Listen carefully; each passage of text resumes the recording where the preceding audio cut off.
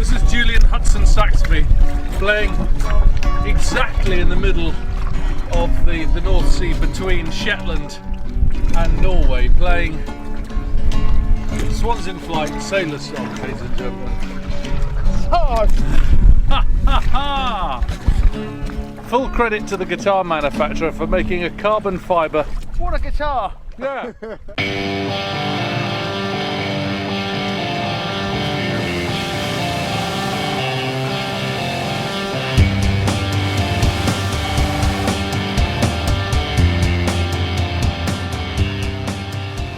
So my name's Hugo Montgomery-Son. I was co-organiser of the GORE-TEX Arctic Challenge. It's an absolutely beautiful day. Just look at this. We've barely got a cloud in the sky. There's a fresh wind coming from the east, and I suppose you could say it's perfect conditions for a really good shakedown. Which came about by an idea that I'd had some years ago and discussed with Paul Lemmer, who also came on this particular voyage and was responsible for the logistics and the planning of it. Right, my name is Paul Lemmer. I'm a marine consultant specialising in ribs. I've been doing ribs since 1968.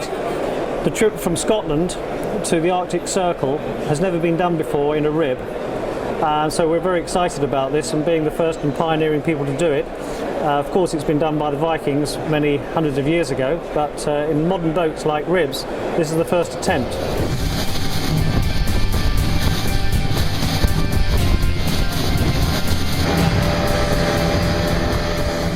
Hi, I'm Mark Bealey. I'm part of the crew of the GORE-TEX Arctic Challenge. I work for Suzuki Marine. For Suzuki, I cover a large part of the country and Ireland. I knew I'd had a conversation with Paul Lemmer, so I knew Paul was involved. I know he's good fun, Paul, so I was quite happy to do anything with him.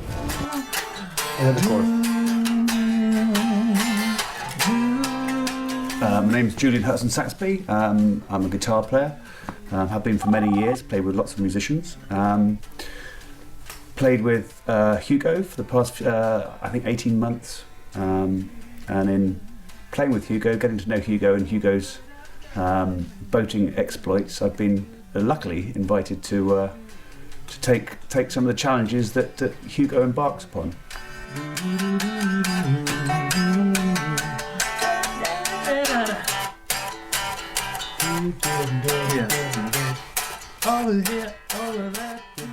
This little germ of an idea gradually gained momentum, and then over the course of the final 6 months, from autumn of last year, really came to fruition when I said to Pete, how about giving offshore ribbing a go, you know, rather than just your what you're so well known for, your sailing activities. How about some powerboating? There's quite a lot of work to do, but it's all there for the doing.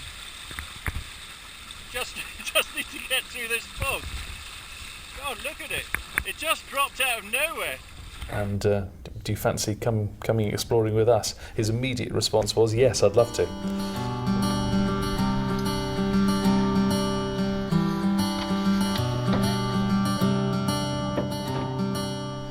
Well, my name's Pete Goss, and I get called all sorts of things, but I don't know, Cornish adventurer will do. So I do love my adventures, probably mainly in sailing, although I've been to the North Pole a few times. I used to be in the Marines, so kind of adventures have always been a big part of my life.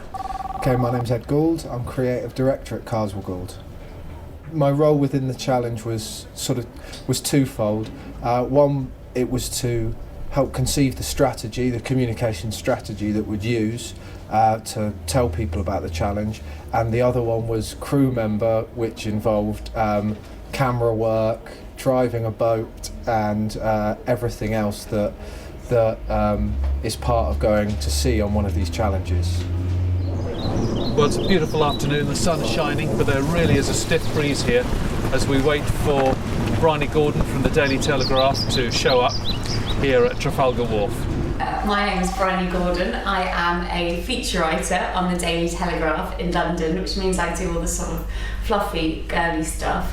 I was quite shocked when I received an email asking me if I'd like to be involved in this, seeing as I've grown up in London my whole life.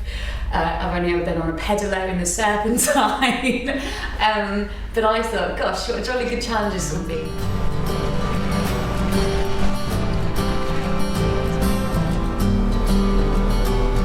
She gives me the feeling that she's got a lot of spirit. She's dead keen to be on the team, and I think she's really looking forward to this first experience of going out on a rib.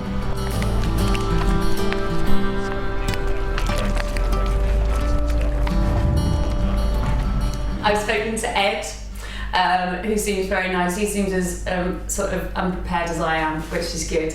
We had quite a mixed crew, really, in terms of experience at sea. You know, on right at the sort of zenith, you had the likes of Pete Goss, who've done more than any of us and experienced more than any of us 10 times over. And then on the other end of the scale, you had Bryony, for instance, who'd barely ever been out in a boat before. I realised that in driving these boats, you know, there's a good way and a bad way to do things, and you can make it very easy on yourself. So with Paul, Emma and Hugo, we've got a wealth of experience with the handling of these craft. Set in stone for me when I found out that we'd be arriving in the Arctic Circle on my 31st birthday, and I thought it was a sign. So I said, despite the little voices in my head saying, "Don't do it, Bryony," I agreed, and I'm quite excited but terrified. Yeah, and we're not sure whether Bryony knows what she's getting herself into. I mean, maybe I don't either, because I've not seen big sea states, so you could say the same for me, I suppose. Funny enough, some of the worst damage I had on a yacht was 2 miles off Plymouth. So having sailed around the world a few times, you have to respect the sea. There was a storm on our tail brewing. You could just see it, advancing the whole time, and the seas were getting bigger and bigger. We were running in a big following sea. Getting across to Norway will be our biggest challenge, and yes, we're looking forward to it, but nevertheless it's slightly concerning. We just hope for good weather. We surfed so fast and hard down one face of a sea that we buried the boat completely in the trough and were overtaken by the sea behind. The whole boat was completely flooded and underwater, and because the batteries are submerged, all the metalwork on the boat became live. You know, whatever doesn't kill you makes you stronger. So hopefully I'm going to come back looking, you know, fresh-faced. You know, actually just to come back would be like a really good thing to be able to do. So yeah, that's all I'm looking for, just in my physical form, you know, alive. I remember one other occasion actually coming across the channel in a little 4.8 metre rib. A similar thing happened, and the boat went completely under the water this time. And I remember looking up and seeing the top of the helm console with the GPS unit under the water and the light shining through the seas down at me. And by the way he was describing it, it didn't seem to be that bad. So I said, yeah, I'll go along with it. Not for 1 second fully understanding exactly what was involved. Well, I suppose the obvious question is, could that sort of thing happen to us as we head north up to the Arctic Circle? I guess the answer is yes, these are very small boats.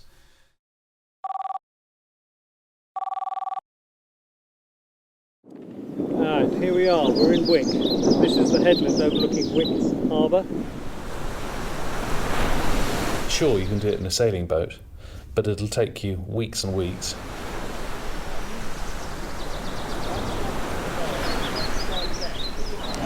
Yeah, we're on top there. It's been 1,001 things to nail, but we're there now. I mean, the route itself was pretty simple. We started in Wick. We went up to the Shetlands, we then rattled across the Norwegian Sea. That was the longest leg, really, across to Norway. But the trend has been a high pressure system and everything's settling. So actually, it's fantastic. There's no way I can back out now. I've got to do it. So I'm going to get out there and, as Laura says, hopefully get a tan, a wind tan. That would be nice.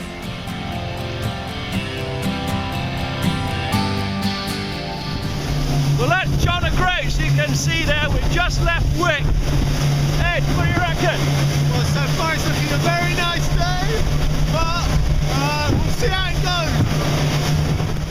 goes. Ribs are quite unique because they're just fantastic coastal exploring craft. You can get right into caves as we did, or they're just as capable of doing that as they are going way offshore. I'm not that brave. From the outside, there's two sort of passages, but it opens up to this great big cabin where the two join together, and the noise is fabulous. Was insistent that we had these Musto HPX, these GORE-TEX suit, which are like a force field. I mean, the weather's irrelevant. You're totally dry and warm inside. Well, I have to say, this is just fantastic. And all thanks to this technology, I am warm and dry and loving it. Oh look, there's more breaking water on that side. That one looks more fun.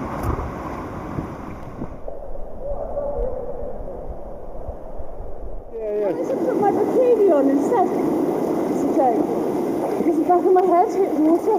Yeah. Really cold.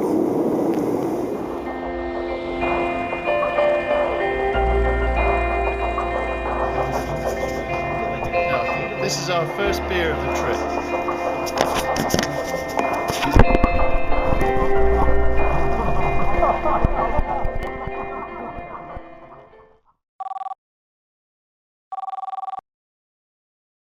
And go. Okay, well, we're in Lerwick. We're just about to leave. We're going to do a night passage over to Malloy in Norway. We're doing a night passage because we've waited here for the weather to get a little bit better. And that big 250 mile stretch across the Norwegian Sea is a big old lump of water to cross. And having done that sort of thing before, I know that it can be tough going and it can be pretty rotten and you can get beaten up. So here we are, here's the Shetland Isles, here's Malloy, Norway, and we are in the middle of the gas and oil fields here. When we hit the halfway point, I noticed that Bryony was in good spirits and that impressed me. I thought, okay, she's doing well. She's doing very well. Ed was loving it. Everybody was in a very good mood. Now would you like some? Life is so bloody serious, isn't it? You've got to have a little bit of fun. And so we grabbed it whenever we had the opportunity. And one highlight for me was middle of the Norwegian Sea. And we stopped for a coffee and a sandwich, and Julian jumped off the boat with this amazing carbon guitar and serenaded us from well, basically floating around in his suit, which was great. Yeah.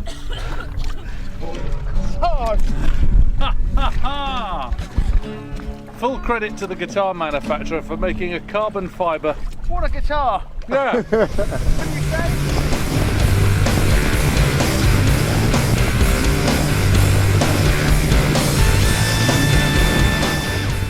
We were going into the Norwegian coast at 30 knots with Bryony on the helm, screaming and hollering and really loving it.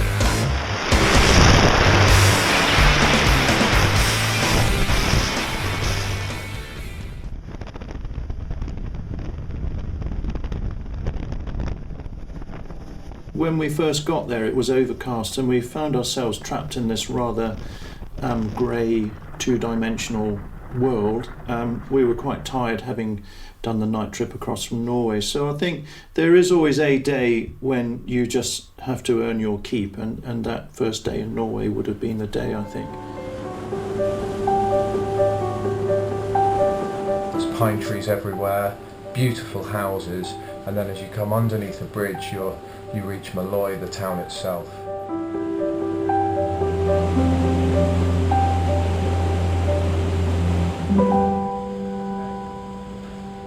And so we've reached Norway.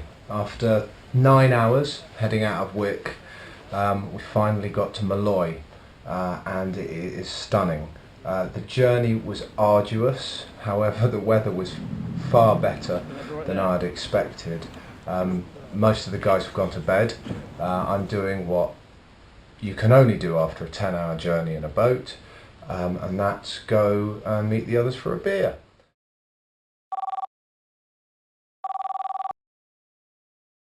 I'm taking all the drugs that I need to get me through the day. Seasickness tablets, mint, Vaseline. We got into several days of pretty dirty weather, low cloud, rain, you know, a biting wind on the nose, and that felt more like hard work. And although we could appreciate that we were making our way up this beautiful mountain scenery, it was kind of dampened rather by the weather. The Ullman shock absorbing seats were absolutely the way to go. They were absolutely brilliant. They really saved our crew from being beaten up. We did have a Norwegian sub come up right beside us. That was quite interesting.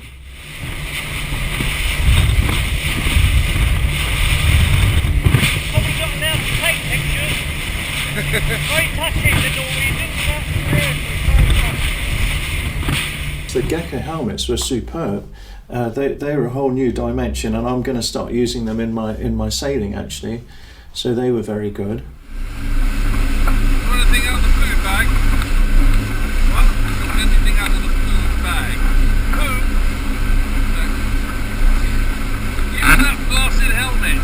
Yes. Do you want anything out of the food bag? Well, it's food, you know. What would you like? Well, Ed, Ed just did really well. He threw himself into this thing. I think he was quite worried about it, understandably.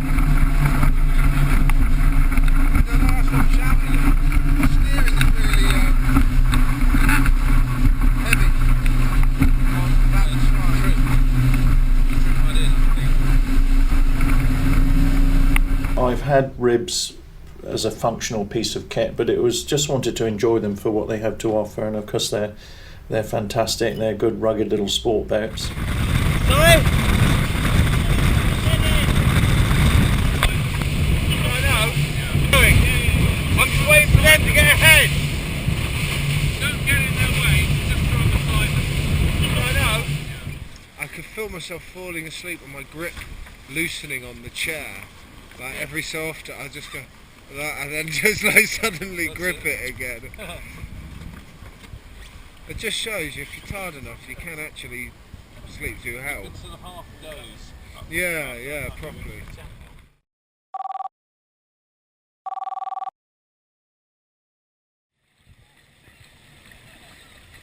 Is it Sandy? It's catching you, Pete! It's catching you!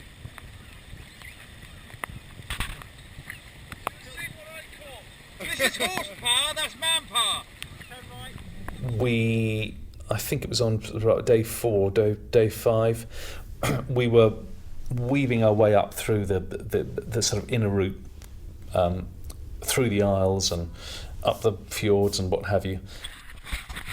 So we're going to stop for lunch on a little strip of land in the rain. Lovely. One of the things we did do is we would always stop for tea breaks and, you know, all mix up together again. And as is the way I'm learning, you have to get in the water to get out the water.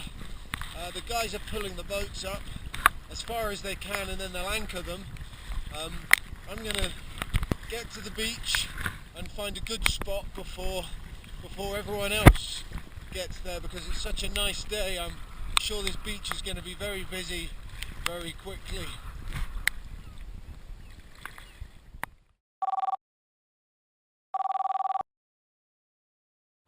So it's day 5 on the GORE-TEX Arctic Challenge, and we're about to head out into the rough stuff, but We're lucky enough to have a beautiful day, and so we thought, we're in Ribs, we can do this, we can stop off and find little places, and we found the most beautiful place for a bite to eat. We're heading from Råvik, about 140 miles today, and it is going to be rough out to sea, even though it doesn't look like that behind me at the moment. We were really hoping to be able to see this place at its best, and when the sun came out, well, everybody was just elated to see the environment at its very, very best and its full glory, as it were, and people's spirits likewise just picked up, you know. My name is Paul, and this is Norwegian tombstoning in the middle of nowhere.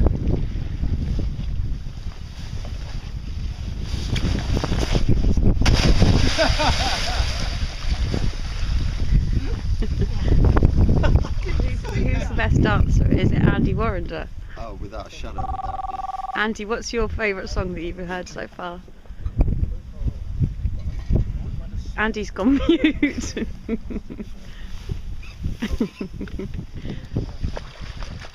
How is your first dip? Oh, it's lovely. What's the temperature? Like a bit of bread. What's your temperature like in there? The temperature's warm. Would you go in your bikini? No, I can't wear the top anymore. My boobs are too big. I guess we did all rather reflect the mood of the weather on a daily basis.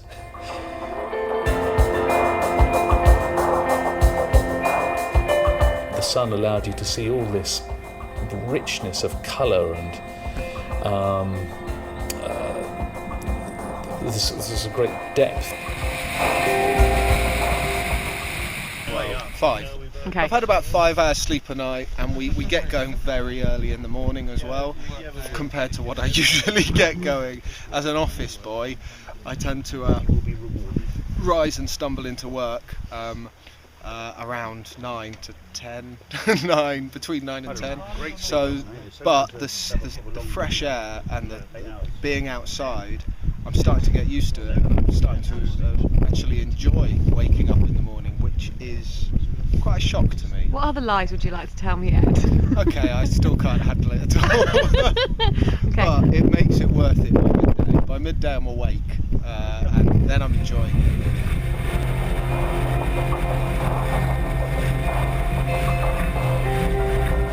It seems to be unfolding in a nice way. Things are getting better because the sun's come out. You could take a camera out of your pocket with your eyes shut, go click, and shove it in a brochure. It was beautiful.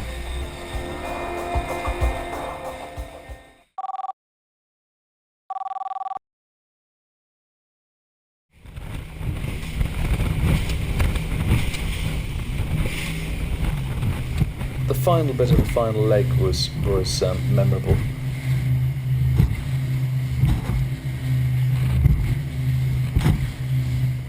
Jessica, this is Lundy. Can you say again, please say again?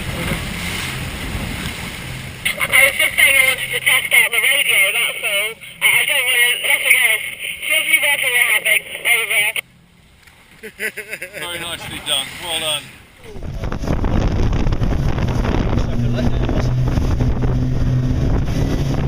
After quite a difficult crossing, we had a lovely welcome. We had boats coming out to greet us.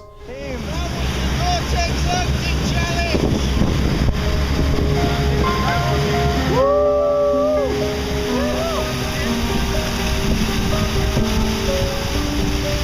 Oh, it's funny. I love beginnings, and I'm not so sure that I like endings. And of course, all good things have to come to an end.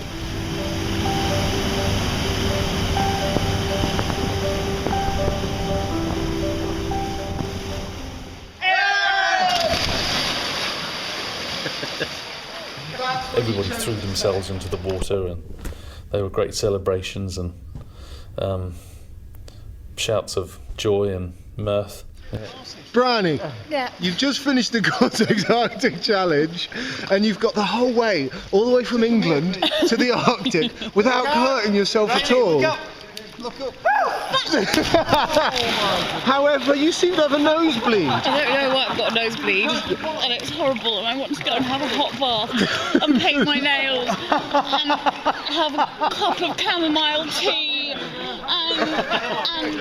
have massage and put a dress on. I want to put a dress on, and I want to put high heels on and stockings and nice underwear.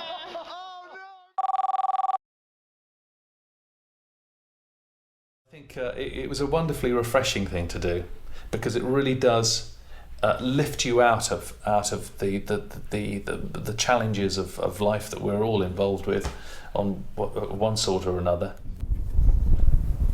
One thing that has been demonstrated is those boats and engines are fantastic. They're tougher and more rugged than any crew member that they would carry. So I guess it's down to just individual endurance and imagination. And I think it should go further. I really do. It would be a wasted opportunity if it doesn't.